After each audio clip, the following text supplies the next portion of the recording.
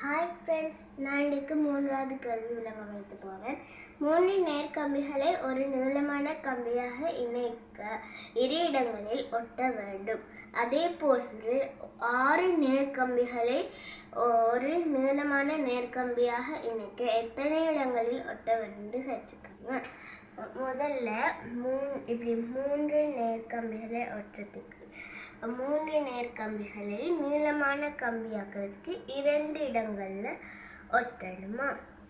இப்போ கேட்டிக்கோங்க. அதே போன்று 6 நேர்கம்பிகள் ஏற்கனவே 3 நேர்கம்பிகள் போட்டுட்டோம், இன்னும் 3 நேர்கம்பிகள் போடுவோம். இப்போ இதுக்கான இடைவெளிகளை எண்ணுவோம். 1 2 3 4 5 இடைவெளிகள் இருக்கு. இப்போ நாங்கள் இந்த 5 இடைவெளிகளையும் ஒட்டணும்.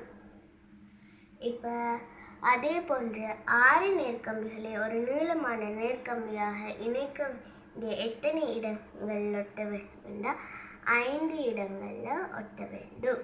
நன்றி.